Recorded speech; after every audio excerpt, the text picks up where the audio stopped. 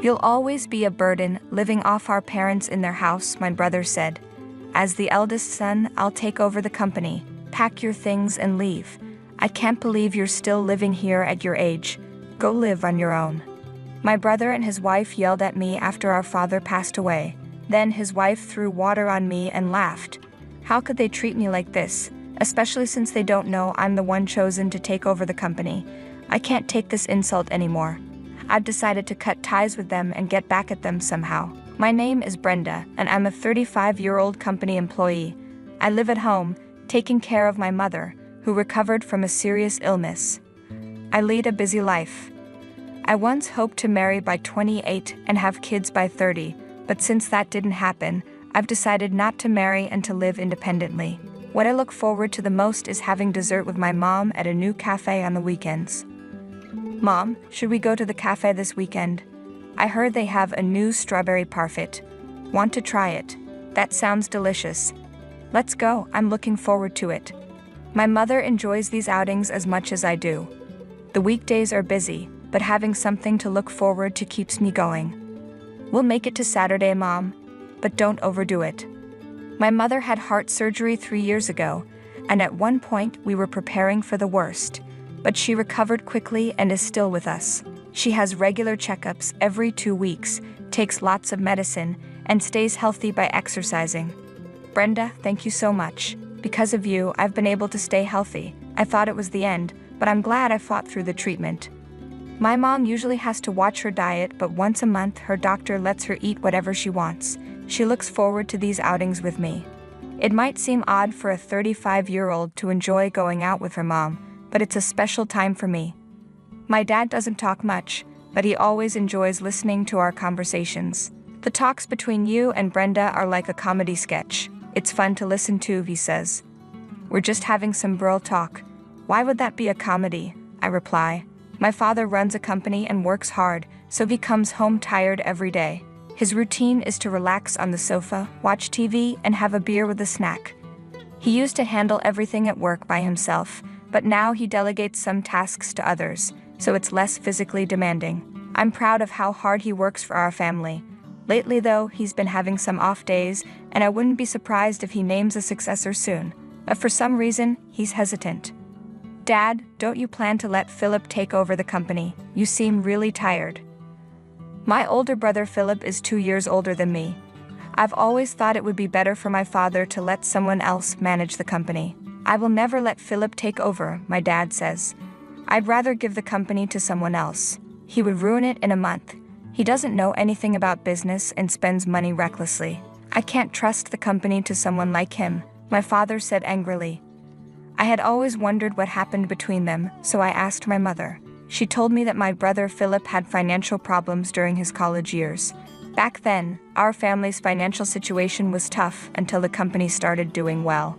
I chose to attend a cheaper public high school to help support the family, but Philip went to an expensive private school and spent his time playing around instead of working part-time. Even after Philip became an adult, my father asked him several times to help with the company. Philip always refused, saying, "Why should I help with a failing company? You started it because you liked it, so deal with it yourself." On top of that, Philip repeatedly used the company's money for his nightlife, eventually becoming uncontrollable. My parents didn't want to show me their struggles, so they kept quiet about Philip's issues for a long time. "I wonder why Philip became so selfish," my mother said sadly. "We raised both of you the same way, and we didn't spoil him." Philip was always full of complaints and sarcasm, with a narrow-minded personality. This year, Philip turned 37 and is set to marry his girlfriend, who is 7 years younger than him, after a long relationship. Just a week ago, I got a call from him saying he would come to greet us. But instead of calling our parents, he called me. Next week, I'm bringing my girlfriend over. It's a visit with the intention of marriage, so I can't bring her to a messy house, right? "Make sure to tell Dad and Mom to prepare and tidy up," he said. "Why are you telling me this? Why don't you talk to them directly?" I asked, confused by his attitude. Philip's way of speaking was as unpleasant as ever. Even though I didn't want to, I decided to tell our parents, so they wouldn't be caught off guard by his visit. "Philip is getting married," I told them. He said he's coming next weekend with her for greetings, so we should clean the house and prepare to host them. He should have told you himself instead of asking me. My parents sighed heavily and were silent for a while. However, they hoped that if the marriage went well, Philip might visit less often and spend less money. Let's make sure to handle this greeting properly, as if it were the last, my father said with determination. Then the weekend arrived, and Philip brought his fiancée to our family home. It's been a while. Sorry I couldn't get in touch sooner. I think Brenda told you, but I'm getting married to my girlfriend. Nice to meet you, I'm Holly. Please remember me, Philip said, but Holly's introduction felt off. She was wearing a miniskirt, heavy makeup, and had a smug attitude. Her greeting wasn't appropriate for a first meeting with our family. We were all stunned, but Philip didn't seem to care at all. They were a matching pair in that way. Amid the tense atmosphere, my mother tried to lighten the mood by asking Holly, "Do you work somewhere?" This only made Holly angry. Huh? Work? I'm not working right now, but is there a problem? I plan to be a housewife, and I have no intention of working after marriage. Don't expect me to help out at your company, Holly said, even though no one had mentioned it. Her words angered my parents and me, but we decided to keep our cool and not stoop to their level. After they left, we talked about how we felt. What on earth was that fiancé thinking? My father said. She spoke as if she was looking down on my company. What does Philip see in such a rude and presumptuous woman? It's really terrible. Are all people these days like that? Of course not, Mom, I reassured her. Don't lump us together with her. That evening we couldn't stop talking about my brother and his fiancée during dinner. The three of us agreed to keep our distance from Philip and his future wife as much as possible. Later, Philip contacted us again. He said everything was going smoothly with the marriage, but they planned to register it first and decide on the wedding ceremony later. Make sure to tell Dad and Mom to prepare a wedding gift early, he told me. You're a working adult, so I'm counting on you. To avoid any complaints, I wrapped up a larger than usual amount of money as a gift and handed it directly to Philip. Later, I received a thank you call from Holly, but I could tell she was eating during the conversation. Thank you for the gift. I thought your father's company was about to go out of business, so I'm lucky to have received this money, she said. What? What do you mean by going out of business? I replied, shocked. My father's company had about 30 employees and was doing fine, but Holly just laughed mockingly. Upset by her disrespectful comments, I quickly ended the call. A month later, something unexpected happened. I had taken a day off to take my mother to the hospital, but that morning, our rarely used home phone rang. We were even thinking of canceling the landline, so the sudden ring startled me. Hello, I answered. It was an employee from my father's company, and their voice was trembling. Something terrible has happened, they said. The president suddenly clutched his chest and collapsed. We've called an ambulance, and he's being taken to the hospital now. Could the family please head there? My mother, who was getting ready for her checkup, saw me pale with the phone in my hand and immediately understood something was wrong. Brenda, what happened? Is everything okay? Dad collapsed and has been taken to the hospital by ambulance. We need to hurry, Mom. We decided to take a taxi to the hospital. On the way, we were overwhelmed with anxiety but kept praying for my father's safety. When we arrived at the hospital and rushed to the reception, we gave my father's name and were immediately directed to the emergency department. A stern-faced nurse soon arrived and said, "Please come this way." She led us to a hospital room. With trembling hands, I opened the door and saw my father lying there. He had already passed away. My mother and I stood in stunned silence as the doctor explained what had happened. When the ambulance arrived, he was in cardiac arrest. We tried our best to resuscitate him, but he never regained consciousness. I'm very sorry. My father had suffered an acute myocardial infarction, and nothing more could have been done. The suddenness of it all made it hard to accept, but seeing my father's peaceful face, I remembered how he had worked tirelessly for us every day. It felt like he might finally be able to rest, which brought me some comfort. I had informed my brother about the situation on our way to the hospital. "I'm at work and can't just leave like you can," he said coldly. "It's probably nothing serious, so don't make such a big deal out of it." He then abruptly hung up. Even after I told him about our father's death, his insensitive response was, "I see. Well, it was just his time, I guess." Better than him becoming an old burden. It was hard to believe we were part of the same family.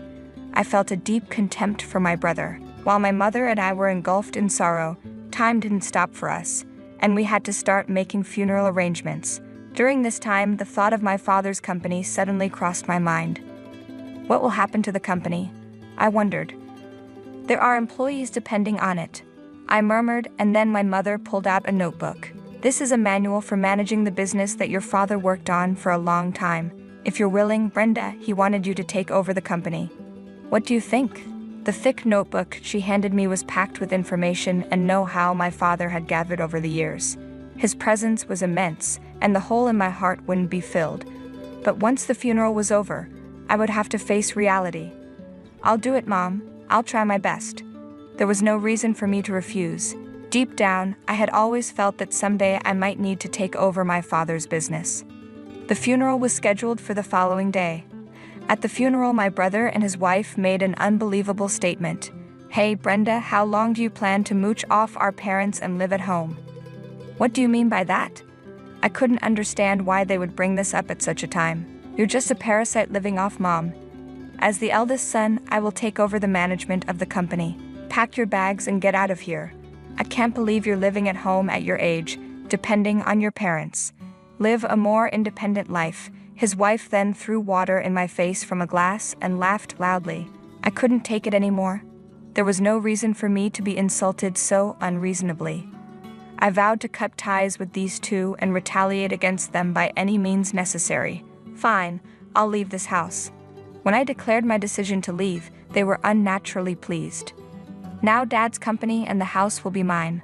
Plus, if we live with Mom, we can manage her pension. That's right, Philip. What a great idea. We'll be rich, and if you're the president, I'll be the president's wife. Doesn't that sound wonderful? They were gleefully discussing their future. To maximize their discomfort, I decided to keep the fact that I would be taking over the company hidden until after the funeral. Revealing it now would ruin everything. Pretending to be upset, I packed my bags and left the house as they had demanded. During the funeral, Philip pompously told my father's employees, "From now on, as the eldest son, I will be taking over the company. Please support me." Even as everyone was mourning my father's passing, Philip continued with such remarks, completely ignoring the mood of the gathering. "He's hopeless," my mother sighed, dismayed. Only my foolish brother and his wife remained unaware of the entire truth. Even after the funeral ended smoothly, the busy days continued with various administrative tasks. During this time, I noticed over 100 missed calls and messages left on my answering machine from my brother. I decided to answer the next call. "Hey, what the hell did you do?" When I went to Dad's company, they told me the next president is his daughter. I haven't heard anything about this. I am the president. I've even quit my job at the other company. My brother ranted in anger, his statements disjointed, showing he didn't understand the situation he was in. He had excitedly gone to the company to introduce himself as the new president, only to be coldly received and ignored by all employees. How could Dad leave his precious company to someone like you who only thinks about himself? And I heard you and your wife are deep in gambling debts. What? How do you know that? I haven't told anyone. When I resigned from my previous job, I had mentioned taking over my father's company. When you have a sibling, it's a good idea to do a background check. There's often trouble involving money, my former boss had advised me. At first, I didn't understand what he meant, but just to be safe, I investigated my brother and his wife. The fact that they were swamped in gambling debts came to light. I had you and your wife investigated. How were you planning to repay those mounting debts? Were you planning to use the money Dad left behind? Was that why you wanted to kick me out and move back home? It's shockingly short-sighted. Why? How could this? It turned out that the debts, including those of his wife, had piled up to the point of no return, but I would never allow them to count on Dad's estate. Anyway, it's already decided that I will take over Dad's company. That was his last wish. The lawyer will soon confirm the will, but I don't think there will be a single penny left for you guys. What? That's a lie. Through the phone, I could sense my brother's panic, and I silently celebrated in my heart. Then the call was passed to my sister-in-law, who lashed out at me in anger. "Listen here, your brother is suffering, so as his sister, you should help him. You have no heart. You're the worst." I could have retorted in kind, but it would have been a waste of time, so I chose to ignore her. Please pay back the debts you created yourselves. It's irrelevant to me and Mom, so please don't contact us again. Your remaining options are to work hard and pay off the debt or declare bankruptcy. Good luck. Goodbye. Wait a minute. Listen to me until the end. I could hear her screaming from the handset, but I hung up the phone. They would now be chased by debt repayment and likely live in poverty for the rest of their lives. It was a fitting consequence for relying on my father's money and not valuing family. If they suffered even a bit as a couple, it would serve them right. Subsequent messages were left on my answering machine a few times. Currently, my brother and his wife have started working at a new factory, but their marital strife continues daily, and it seems a divorce is imminent. I do not want them to interfere in any way as I work to grow the company, so I intend to completely cut ties with them. Thus, my plan for revenge was successfully completed, with a sense of refreshing closure. My husband, Jack, gave Andy Primark a job after he got a lot of money from his family. He said to me, "I don't need to stay with you anymore. I'm getting $5 million. I don't need you when I have all that money." His words were cold, and it felt like he was ending our marriage after being together for a long time. I felt like I was just in his way, but Jack doesn't know yet about the big secret connected to the $5 million he's inheriting. "Mom, is it true that Grandpa is really sick?" My daughter Sophie surprised me with her question. Jack's dad, Ethan, being very sick was supposed to be a secret between Jack and me. "Did you hear that from your dad?" The only one who could have told Sophie is Jack. "Yes, Dad called and said I should give up Grandpa's money." Sophie's words made me worried. Just because of that one phone call, my peaceful life was going to change. A few days after Sophie's call, Ethan passed away quietly. Since I got married, I've lived with Jack's parents, and I've always been there to help them when they were sick. It's been 5 years since Jack's mom died, and now we got the news about Ethan. The funeral went smoothly, but just when I thought things would calm down, my husband's behavior changed a lot. "Why is this place so dirty? Have you not been cleaning properly?" Jack keeps pointing out tiny bits of dust and small stains. "I'm sorry, maybe I missed it. I'll clean it right now. This place doesn't look clean either." "Are you sure you clean every day?" "Yes, I clean like I always do. Even though I clean like usual, I don't understand why Jack is so mad. But it seems like it's not just about cleaning." "Why did you make this? I wish you'd think more of how it tastes when you cook. It's tough when the meals I put effort into get criticized one by one. Even the dishes he used to love are now not good enough. Is something bothering you lately?" I finally ask, but it seems to make him even more upset. There's no point denying it. "Honestly, the food you make isn't good. I've been putting up with it because my parents never complained, but I've always thought it lacked flavor." Jack's words hurt me deeply. It's the first time he's criticized me so harshly. When Jack was this upset, I knew saying anything would just make it worse. My mom always cleaned and did laundry perfectly, and when she cooked, she put so much care into it. "You're nothing like her. I've been patient, but I can't take it anymore." It was the first time he compared me to his mother and criticized me. All I could do was think hard about myself. "I'm really sorry. I never thought he didn't like my cooking." Jack always used to smile and say it's delicious when he ate. When we first got married, his mom gave me cooking tips. It's hard to believe he always thought my cooking was bland. Tears started to flow. "Do you think crying will change anything? Your tears don't mean anything now. Don't cry in front of me. Everything lately just feels so hard." After he said that, Jack suddenly got up and left the house, slamming the door. "Jack, where are you going? Please come back." But he didn't seem to hear me. My head was spinning, trying to understand this sudden change, unable to grasp what had just happened. Until a few months ago, we were a close couple, sharing everything, holding hands, enjoying the little things in life together, and facing small problems as a team. I couldn't understand why we had grown apart. Then, I remembered what Sophie had said during our call. "It's about Grandpa's inheritance." Sophie's voice sounded unsure. That night, Jack came home much later than usual, and I didn't get the chance to ask him about it. Was something going on? Maybe Jack had learned something about the inheritance and didn't want to talk about it. I tried to talk to Sophie about it. Why are they talking about the inheritance while Grandpa is still healthy? She had her doubts about Jack and told me she had shared them with him. If things stay the same with the inheritance, I'll get everything. Considering Sophie, I think this is the best option. Remembering how Jack had been distant with Sophie lately, I started to have doubts. The thought of Jack taking all the inheritance and leaving me behind made my chest feel tight, and tears filled my eyes again.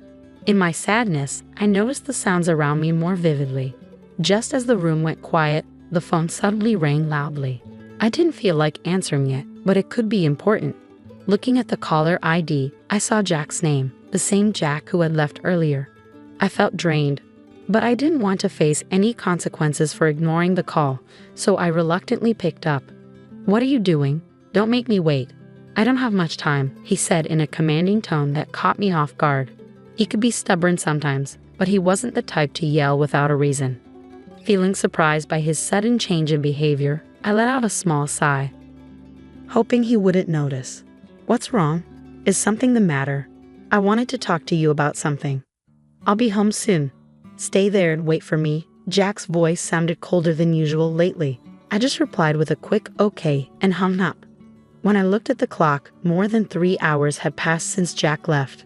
I had been crying so much, feeling confused and hurt, that I hadn't noticed the time passing. After a while, I heard the door open and Jack's footsteps. A sweet smell, a body wash we didn't have at home, drifted from him. That unfamiliar scent made the pain in my chest worse. "I'm going straight to work. I want to end our relationship. As a thank you, I'll give you $220,000. His words confirmed my worst fears. Even though I had feared it, facing this reality was still shocking. I felt like I couldn't cry anymore. "I'm tired of you not taking care of things at home. I want to live peacefully as I get older." Linda had also hoped for a peaceful old age, but it seemed like Jack was the one ruining that dream. "Why?" My words trailed off as I tried to find something to say. Jack looked at me with a smug smile. Then suddenly, Jack's phone rang with a loud ringtone. It was a tone I didn't recognize, different from his usual one. To me, it felt like the strange sound hinted at communication from someone specific. "I'm sorry, but I haven't finished my errands yet." Linda sensed a hint of softness in Jack's voice, different from his usual tone towards her. It felt somewhat gentler and more personal. Plus, with the sweet scent of body wash lingering in the room, the unfamiliar ringtone from earlier, and the change in Jack's demeanor, it all hinted at something he might be hiding. "I knew it," Linda whispered quietly so Jack wouldn't hear. His affair was becoming too obvious. Considering the inheritance he might get soon, the alimony might not matter to him, even if his cheating comes out. After finishing his call, Jack looked at Linda with cold, emotionless eyes. "My plans haven't changed. I need you to sign this document. I'll be in touch later. Make sure it's signed by then. I won't be coming back to this house. Remember, this house is now yours." Without saying another word or even looking at her, Jack headed towards the door. What did our 40-year marriage mean? A few days later, Linda found herself at a lawyer's office, gathering information about Jack's actions and Ethan's inheritance. She explained everything to their daughter, Sophie. Sophie's expression changed. It was painful for Linda to admit their mistakes to their daughter, but Sophie, out of love for her mother, cried and then resolved to confront Jack. She even introduced Linda to a lawyer to help them through it. "Hello, I'm Robinson. I'll be handling your case." "I'll do my best to support you," said the woman named Robinson, sitting across from me. She seemed to be in her late 40s, radiating a calm presence. Her tidy hair and professional attire gave off a sense of professionalism. Her clear way of speaking made me feel reassured. "I'm Lily Johnson. I'm sorry for reaching out to you so suddenly. I'm a bit nervous since it's our first meeting in these circumstances," I said. "That's okay. Sophie has already given me some information. She briefed me on the situation, so I can discuss it with you calmly," replied Mrs. Robinson. After researching and gathering information both by myself and with Mrs. Robinson's help, we confirmed some facts.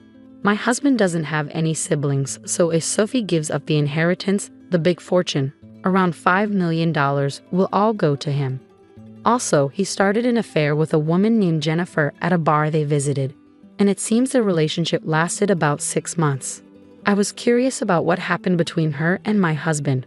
I admitted to Mrs. Robinson during our joint investigation. Together, we uncovered an important fact that my husband might not know yet. "Linda, how do you intend to proceed from here?"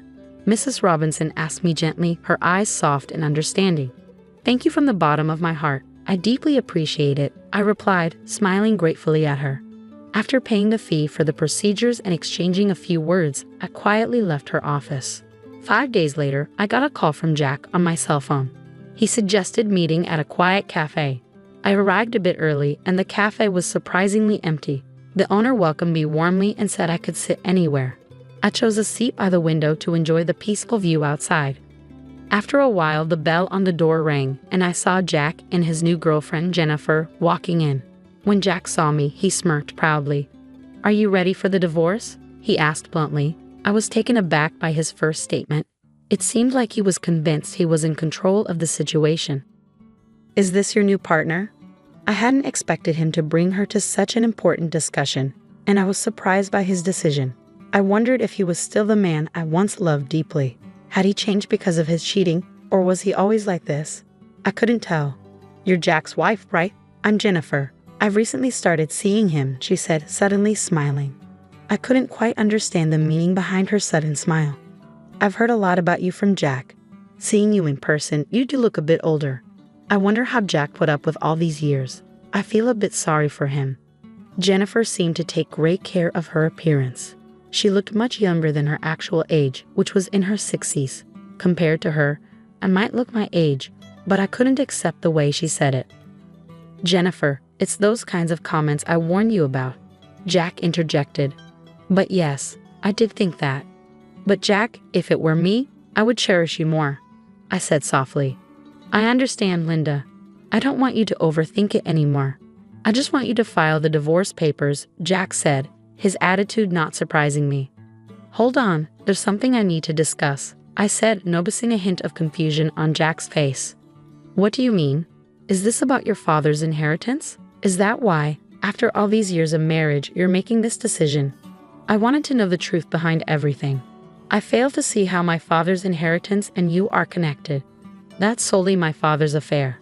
I've heard detailed stories about your father's extensive inheritance from Sophie. I know its value. So what? That inheritance isn't for you to claim, Jack retorted.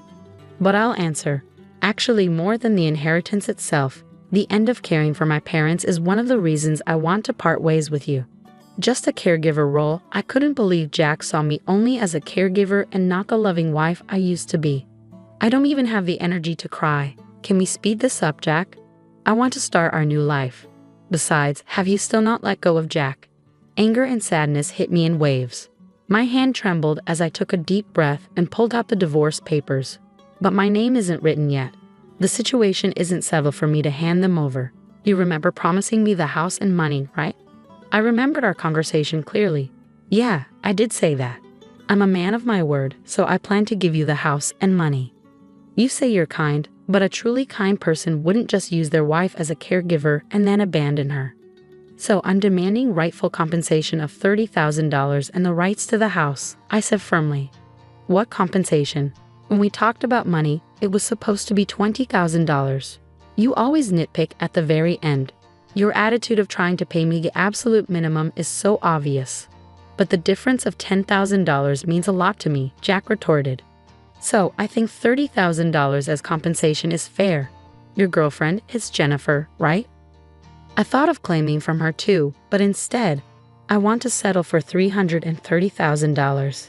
And I intend to sign the divorce papers right here in front of you. Jennifer unexpectedly commented, first suggesting that $30,000 would be okay. Jack, pay it if you're satisfied with it, she added. With Jennifer's statement, Jack finally agreed to the alimony of $30,000.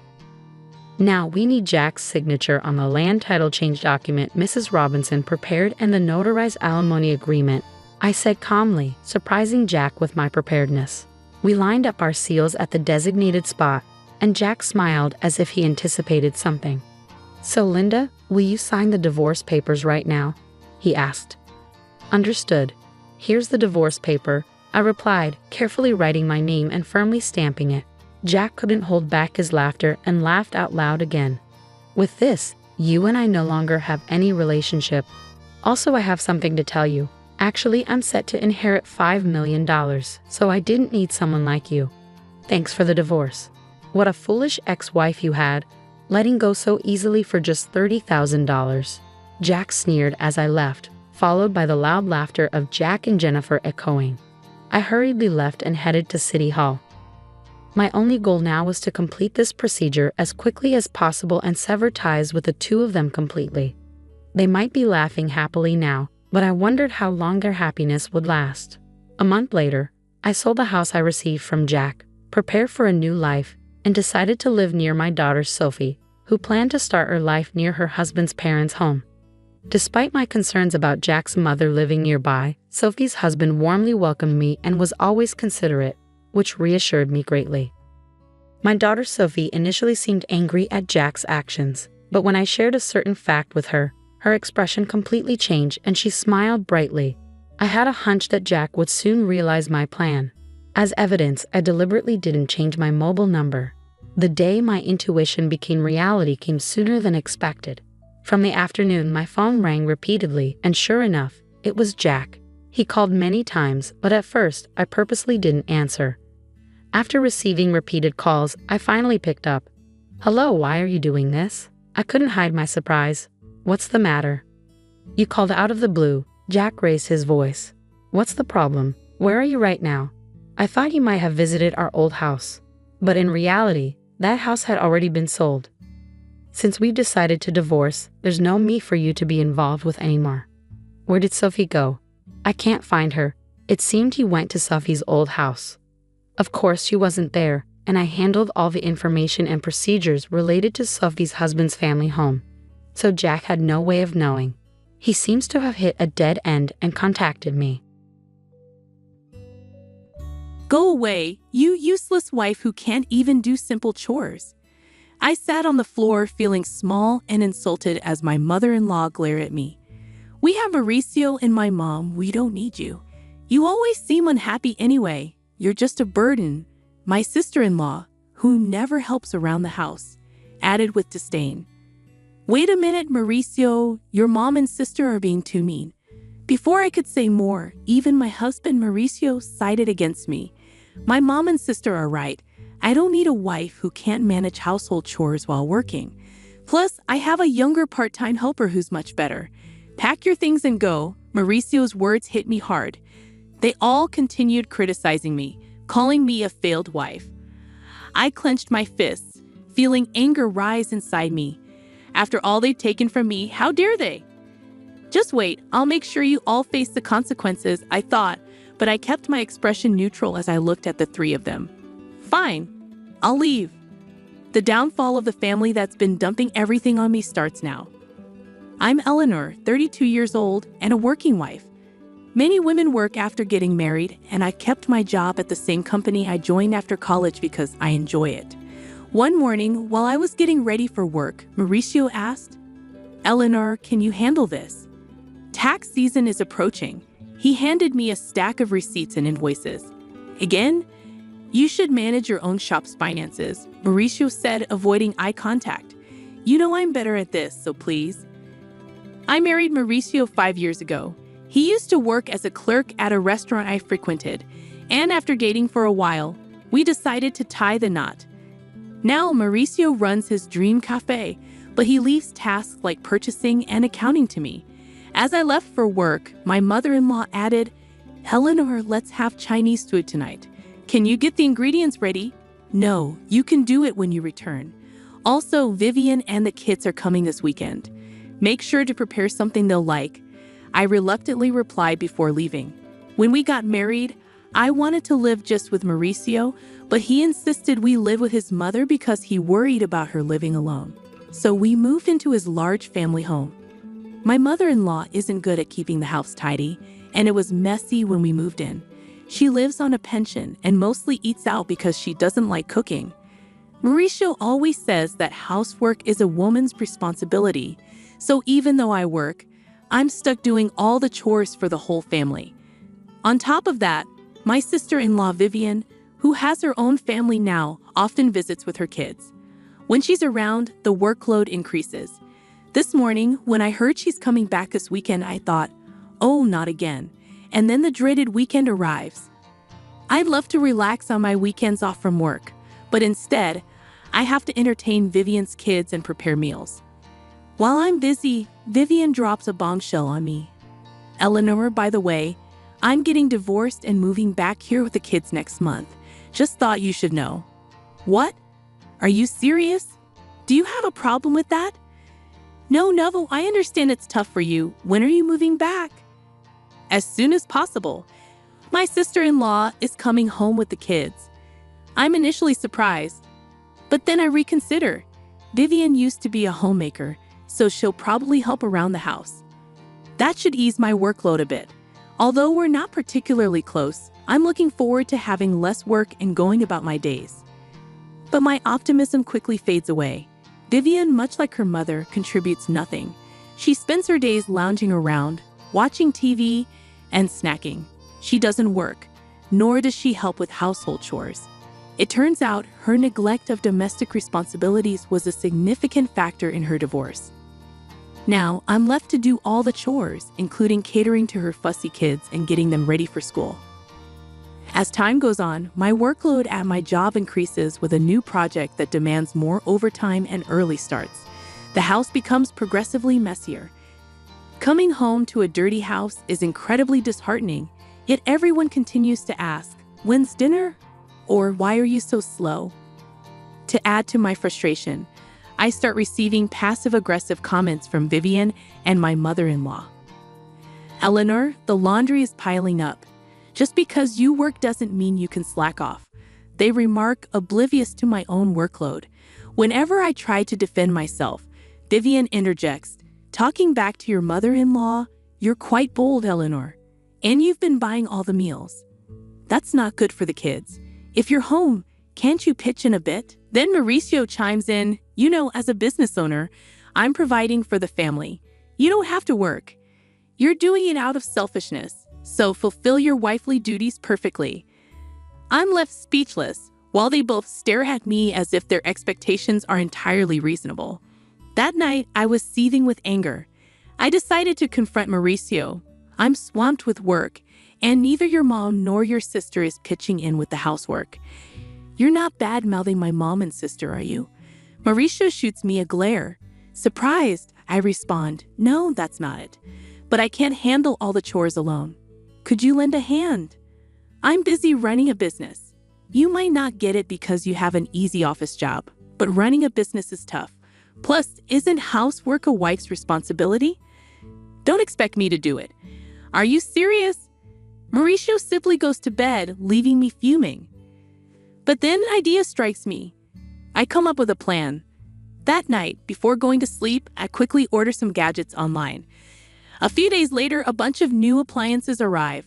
A washer, dryer, a cleaning robot, and kitchen appliances with automatic cooking functions. If no one's going to help me, I might as well make my chores easier with some handy gadgets. As the delivery guys are bringing in the washer, my mother-in-law and sister-in-law show up. "You bought a new washer without consulting us. The old one still works, but it's outdated and this will make laundry quicker and simpler. What's all this?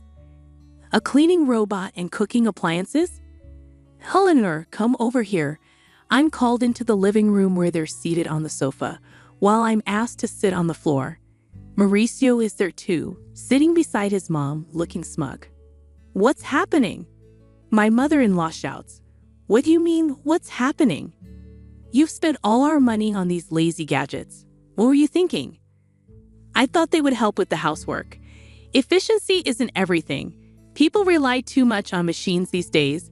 My sister-in-law adds, "Exactly, Eleanor. And those are luxuries. The appliances we have are perfectly fine. You're just wasting money because Mauricio owns a business." She shoots me a glare, and Mauricio nods in agreement. "But you're just trying to make your life easier. Can't you even handle housework properly?" I wanted to retort, "Look who's talking," but I remained silent. Finally, perhaps frustrated by my lack of response, my mother-in-law snaps, "If you can't handle housework, you should just leave." I stare at her in shock. She stares back, unyielding. "We don't need you. Mauricio and I are fine without you. You always look tired and miserable. You're just a burden," my sister-in-law says with exasperation. "Hold on, Mauricio, your mom and sister are being too harsh."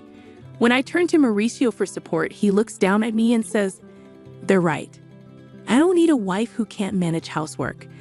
I stare at Mauricio in disbelief, but he just smirks. "I'm a business owner, and I have the right to spend my money as I please. I don't need a wife who spends it to make her life easier." "Why would you say something like that?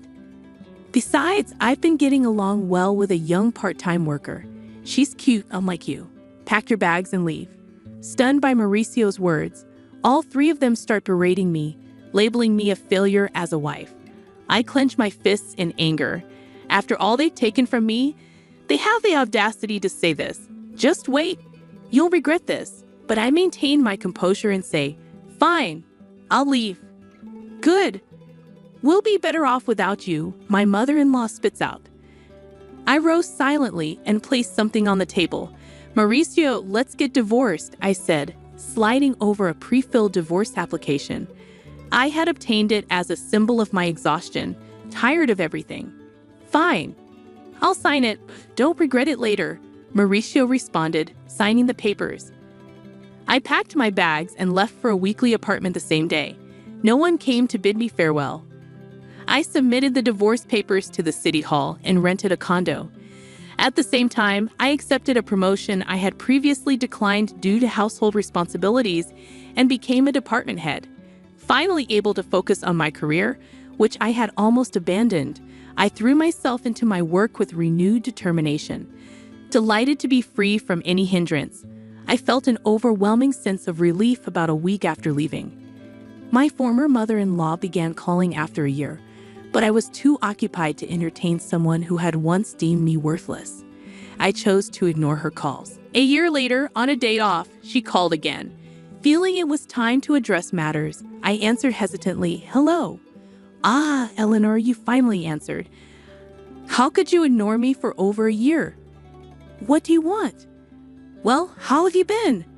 Are you okay?" I responded bluntly to her probing. "I'm doing great, working hard in my own place. I've been promoted and my salary has increased. I'm living comfortably. Is that so? Would you consider returning?" Her tone held a hint of pleading, and I asked, cautiously, "Why now?" "We're in trouble." "We're running out of money," she confessed. I couldn't help but smirk as I replied, "So Mauricio's cafe isn't even making $11,000 profit, huh? And neither you nor your daughter have jobs. Well, that explains it. Eleanor, did you know?" Of course I knew. Mauricio's cafe was barely making $800 a month in profit. Since I handled the finances, I was well aware. Mauricio, who acted like a big-shot business owner but neglected proper management and customer service, probably had no clue, but I did. I was the one handling all the accounting and inventory. "Why didn't you say something?" "I had no idea you were managing a big company and contributing so much to our living expenses." "Yes, I was putting in over $3,000 a month. That's how everyone was able to live. I had been supplementing the family income with my own salary because I knew Mauricio's shop wasn't making much. He probably realized he couldn't make ends meet without my income only after I left. Please, Eleanor, come back. By the way, what happened to Mauricio's shop?" Ignoring my former mother-in-law's plea, I informed her Mauricio's shop is going under next month. Even the part-time girl left him. That makes sense. With such sloppy management, he can't keep a business running, and he's too proud to do what needs to be done. No woman would want to be with a man like that. I chuckled, leaving my former mother-in-law speechless. "Can we wrap this up?" "I'm busy," I interjected. She hurriedly continued. "Also, the house has been a mess since you left." "A mess?" According to her, the house was in chaos because no one was doing any housework. It was cluttered, no one was cooking, so they had to buy food, and they couldn't even afford a new washing machine. "It would have been nice if you left those appliances," she remarked. "What do you mean? Those lazy appliances? And what's wrong with taking things that I pay for?" I shouldn't have said that, but I never expected the house to deteriorate like this just because no one was doing the chores. Isn't it strange that 3 adults can't manage the housework? I questioned, growing irritated. What are your daughter and Mauricio doing? She lowered her voice. Well, Mauricio has been sulking at home all day, doing nothing since he found out his shop isn't making any money. Really? He said he could do whatever he wanted with his money because he's a business owner. And Vivian refuses to work no matter how much I tell her. She doesn't do housework, and she even asks me for pocket money for herself and her kids. My pension is running out. Really? Your daughter told me she didn't need me because she had you? I retorted icily. My former mother-in-law attempted to sway me once more. Please, Eleanor, my pension isn't enough for the three of us anymore. I have no intention of returning to that house. Your children are quite dependent, aren't they? She fell silent. Just as I was about to end the call, she persisted. Eleanor will change. Please come back. Let's all live happily together again. Sure, happily with a worthless wife. I cut her off. She stumbled over her words but continued to plead. I apologize for what I said. We're family. Help us. We can't even afford the property taxes anymore. We'll have to sell the house. I'm neither obligated nor inclined to assist you. Sort it out yourselves. Goodbye from your worthless wife, I said, disregarding her cries as I ended the call and blocked her number, savoring my coffee in my tidy apartment. I chuckled to myself. 3 months later, I happened to stroll past Mauricio's cafe. To my surprise, it had transformed into an empty storefront. It appeared that he had indeed closed down for good. Their family home was also listed as sold. When I bumped into a former neighbor, they informed me that the three of them had sold the house and relocated, now residing in a cramped nearby apartment. They had become a constant nuisance in the neighborhood, often arguing and causing disturbances. Complaints were stacking up against them. It was disappointing to see that despite the opportunity to work hard and take care of their home independently, they hadn't, which was typical of them. I regarded their former residence with a sense of detachment and continued on my way. Since then, I've been fully immersed in my work. Recently, a sincere and hardworking colleague confessed his feelings for me, expressing admiration for my dedication to my job. We started dating with the intention of marriage. I believe my next marriage isn't too far off, and this time I'm eagerly anticipating embracing happiness. Hi, I'm Jenny, and I'm 27 years old. 3 years ago, I married Hugo, who is the most wonderful person I've ever met. He's kind and funny, and he makes me feel really good every single day. But there's a bit of a snag. His mom, Maria, isn't exactly my biggest fan. She's always had it in for me ever since we met. I get it though. Hugo is her precious son, and she doesn't want him to get hurt. She's just trying to look out for him, but sometimes she goes a bit too far. She's the kind of person who might do little things that bother you on purpose, making you feel like you're the one who's being unreasonable. You know how we all have someone like that in our lives, right? Unfortunately, for me, that someone is my mother-in-law. But I'm a bit different. I'm the kind of person who speaks up when something isn't right, and I don't hold back. I think that's why Hugo likes me. He's more quiet and gentle, and they say opposites attract, don't they? I've studied a bit of psychology, so I can tell when someone has not some nice intentions. I think our strong personalities clash, which might be why she said something not so nice the first time we met. Jenny, shouldn't you cut down on your food? Everyone at the table fell silent, shocked by the unexpected comment. I felt deeply embarrassed, my face turning pale with humiliation. The table included me, my boyfriend Hugo, my father-in-law Kyle, and Maria, Hugo's mother. Kyle seemed too taken aback to say anything, lowering his head in solidarity with my embarrassment. Hugo, feeling a mix of embarrassment and anger, promptly scolded his mother. Mom, seriously. That's a terrible thing to say. Jenny can eat whatever she likes. Oh, honey, I didn't mean to upset you. I just want what's best for you, you know. I've noticed you've gained some weight. Hugo showed me your old photos, and you looked so much better back then. I mean, not that you don't look good now, but I'm just trying to help. I tried to stay calm, not wanting to make a scene since it was my first time meeting the family and I really liked Hugo. Even though I was embarrassed and irritated, I didn't say anything back. I just smiled politely and thanked her for her advice. Unfortunately, situations like that kept happening more often as we spent more time together.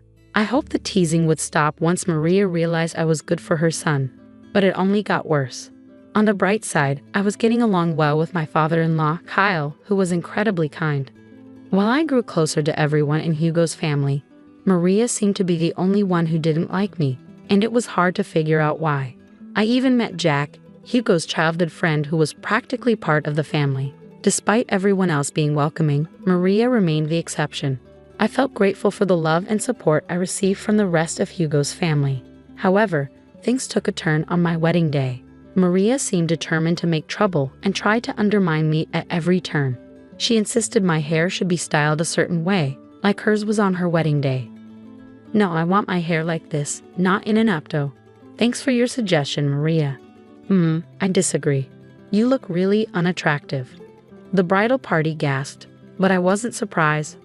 I'd gotten used to Maria's comments. She tried to backtrack quickly. Oh, darling, I just mean you could look better. And I see a bit of myself in Jenny. She's a bright young woman. Even though I looked better at her age, she's beautiful in her own way. My father-in-law managed to stop Maria's harsh comments that day, but the hurt lingered. It wasn't like me to stay quiet and let it go. This constant negativity was wearing me down, making me lose my usual energy. Fast forward 3 years to today. We were at Hugo's parents' house for dinner, including Jack, so it seemed important. She wanted to share something with us, and I suspected it wasn't just a random dinner plan. Turns out, I was right. It was a nice surprise, but things took a turn when my mother-in-law started making an announcement. She had everyone's attention as she pulled out a piece of paper. Hey everyone, I have something important to share. Since my birthday is coming up, I wanted to let you all know about my special plans. I've decided we're going to Hawaii. She showed us the paper confirming the trip. Wow, that sounds amazing. What? That's fantastic, Jenny. Hawaii sounds like a dream. Oh wow, this is incredible news. I'm thrilled beyond words. Thank you so much, Mom. Actually, you're not coming. Wait, what? Honey, what do you mean? That wasn't the plan. I made some changes last minute and canceled her ticket to avoid extra charges. So my ticket was already purchased and she just canceled it. Why does she dislike me so much? Mom, what's going on?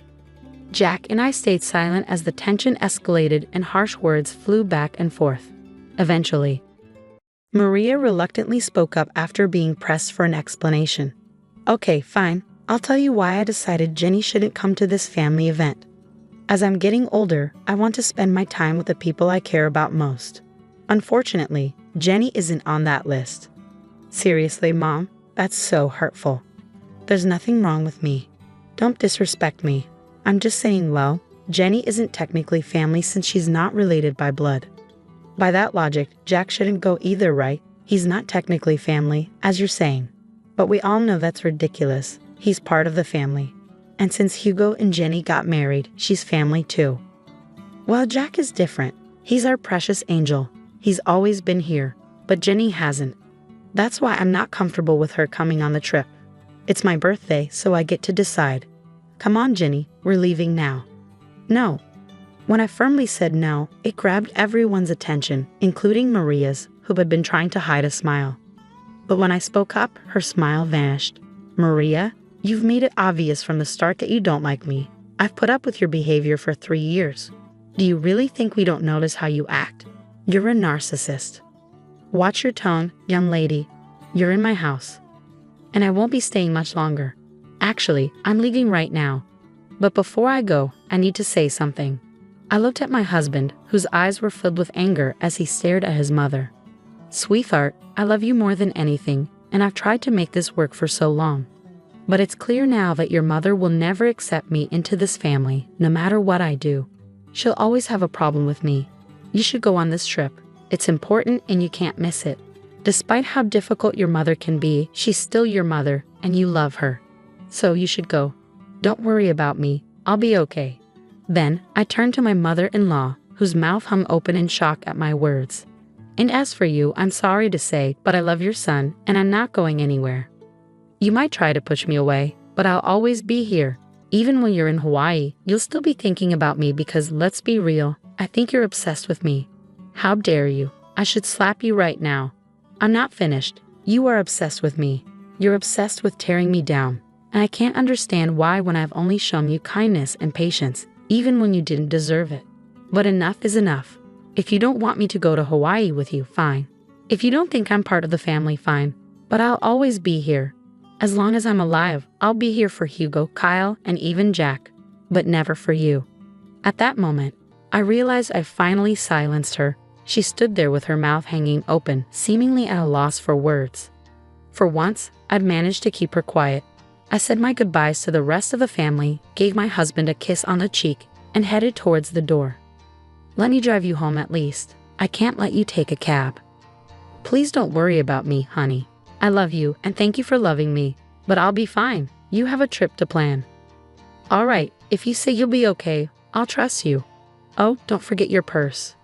Ah, my purse. I left it in the kitchen. Later on, Maria went into the kitchen, maybe to take a moment after the intense situation. After being confronted like that, I'd need a breather too. What do you want? Don't worry about me, honey. I'm just here to get my things. Well, hurry up. I want you out of my house. I can't believe you said those things to me. With that, she stormed out, too angry to even see me off. I rolled my eyes at her dramatics and reached for my purse. Next to it, I noticed a piece of paper with Maria's handwriting. I assumed it was the trip itinerary, feeling a bit bitter about not going. Curiosity got the better of me, so I grabbed it and started reading. Dear Jack, you've always been like a son to me, and I love you dearly. Oh, it's a letter to Jack. That's a bit unexpected, but I suppose it's nice. As I continued reading, my curiosity got the best of me. The love and care you've shown me over the years will never be forgotten. I hate to admit it, but even when it comes to my son Hugo, I feel like the love we once shared is fading. Wait, what? She loves Jack more than Hugo? That doesn't make sense. As I continued to read the letter, each line shocked me more than the last. I couldn't believe what I was seeing. There was so much to process, and although it wasn't right for me to read the letter, I'm grateful I did. After finishing it, I paced in the kitchen, trying to figure out what to do. Then it hit me. Everyone who needed to know about this letter was in the other room. It was time to act. I read the letter again to confirm I had seen. Yep, it was the same shocking content. I walked back into the dining room, where only 3 pairs of eyes met mine. Jenny, I'm so sorry for what Maria is putting you through. Don't worry, you're coming to Hawaii with us. She's just going through a rough patch, but I'll talk to her and make her change her mind. I don't know what's gotten into her lately, but I'll fix it, Kyle said. Kyle, please don't worry about me. I'm fine. Actually, I found something interesting that I need to share with everyone, especially Hugo. Hugo and Jack looked concerned. Hugo might have thought I was about to ask for a divorce. Whenever I complained about his mother, he'd agree and wonder how I put up with it. I always told him it was because I loved him too much to leave and that I'd go through anything for him. I noticed Maria wasn't here. Where is she? She needs to be part of this too. I mentioned earlier she seemed a bit off after your confrontation. She said she got a headache and wanted to rest upstairs. She won't be down for a while. You know how she is about her beauty sleep. I sighed, irritated by Maria's habits that inconvenience others. This is really important. She needs to be here. It's okay, Jenny. You can tell us, and we'll let her know when she wakes up. I hesitated, wanting Maria to hear this too. I think you should just tell us, honey. It's okay, and you know Hugo struggles with anxiety. It's not good to keep him waiting. That was true.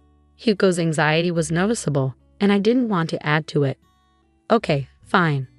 I'll show you what I found when I was in the kitchen getting ready to leave. It's something important that you all need to know about. I pulled out the paper and began to read. It says, Dearest Jack, you've always been like a son to me, and I love you dearly. The love and care you've shown me won't be forgotten. But even when it comes to my son Hugo, I feel like our love isn't the same. What? What does this mean? As I continued reading, the words sent shockwaves through the room. Hugo, things between us just aren't the same anymore. And I think it's because of Jenny. Since he married her, he's drifted away from me. He doesn't love me anymore. And so I don't think I love him either. But you're my son, and I love you. I've decided to update my will so that you inherit everything, not Hugo. I know it might hurt him, but I don't care anymore. That Jenny girl is to blame. She's poisoned my feelings for him. I hope you understand. I didn't want to tell you in person because I couldn't bear to see the rejection on your face. I know you love Hugo like a brother, and you might not approve, but I don't care. Everything, The money, the house, the cars, even my businesses, they're all yours. If you want to talk about it more, call me.